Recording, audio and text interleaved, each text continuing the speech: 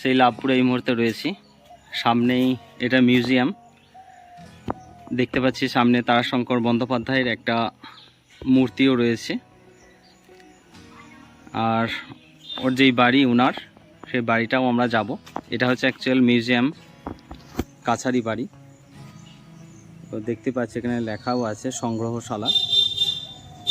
ও আজকে এটা সোমবার, তো সোমবার এটা দুর্ভাগ্যবশত বন্ধ আছে, না হলে হয়তো এটা 11টা থেকে 5টা পর্যন্ত খোলা থাকে। জাস্ট ডিসপ্লের সামনেই সেটা রয়েছে।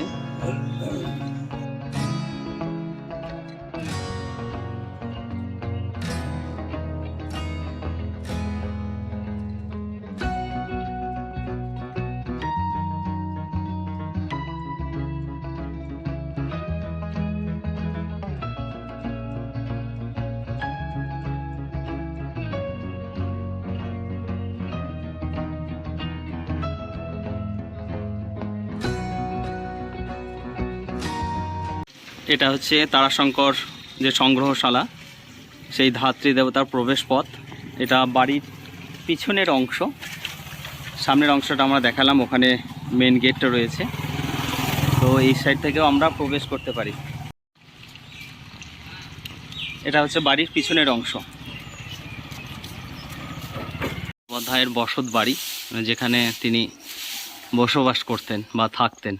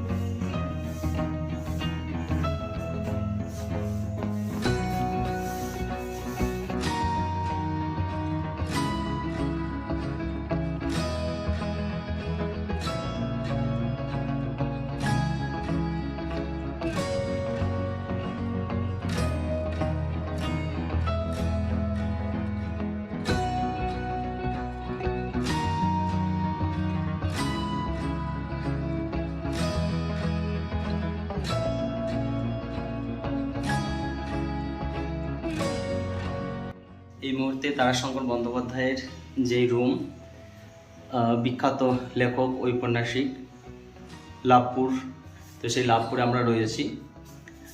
এনসিসির ক্যাম্প সূত্রে আমরা লাভপুরে আছি, এবং তারাশঙ্কর বন্দ্যোপাধ্যায়ের বাড়ি না এলেই মানে আমরা মিস করব। তো যার জন্য আজকে সকালে আমরা চলে এসেছি। তো এই রুম দেখালাম, এটা হচ্ছে আঁতুর ঘর, অর্থাৎ এখানে উনি জন্মগ্রহণ করেছিলেন। আর যে উপরে রয়েছে 2 তলা, তো সেখানে তিনি থাকতেন।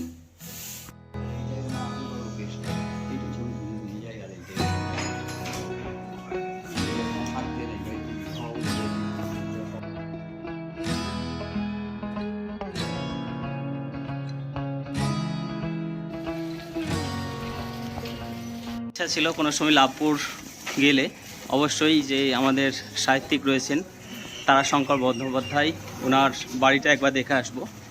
যেই বসত ভিটে, যেখানে বসে তিনি উপন্যাস বা আরও সব বিখ্যাত প্রবন্ধ লিখেছেন। তো আজকে আমাদের স্যারের সাথে সেই বাড়ি ঘুরতে এলাম এবং সেগুলো দেখলাম। এটা হচ্ছে তারাশঙ্কর বন্দ্যোপাধ্যায়ের সংগ্রহশালা।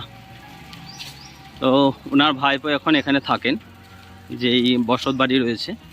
তো সেই বসত বাড়িতে ওনার সঙ্গে কথাবার্তা হলো, খুব আগ্রহের সাথে উনি কথা বললেন, খুবই খুশি হলেন যে ওনার খবর নেওয়ার জন্য এসছেন বা দেখতে এসছেন। আজকে সোমবার, যার জন্য যেই সংগ্রহশালা রয়েছে সেটা খোলা হবে না। তো যদি সময় পাই কোনো সময় আবারও আসার চেষ্টা করব।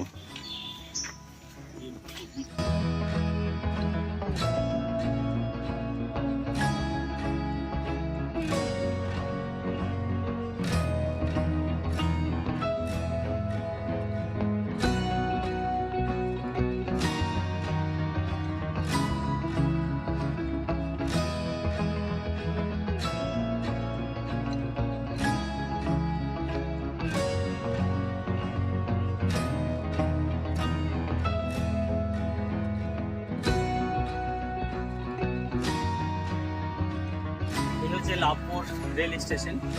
আমরা অনেক শুনেছি, যেখানে তারাশঙ্কর বন্দ্যোপাধ্যায়ের যেই বসত বাড়ি বা ভিটে, সেটাও আমরা স্যার মানকড়ার স্যার এবং আমি দুজনেই দেখে এলাম। তারপর যে লাভপুর রেল স্টেশন আছে সেটাও দেখা হয়নি, তো ভাবলাম একটু দেখে আসি, কারণ আমরা অনেক ছোটোতে শুনেছি লাভপুর আহমদপুর। তো আজকে সেটা আমরা দেখলাম। স্যার ক্যামেরা করে আছেন। এবার আমরা যে ক্যাম্প আছে সেই ক্যাম্পে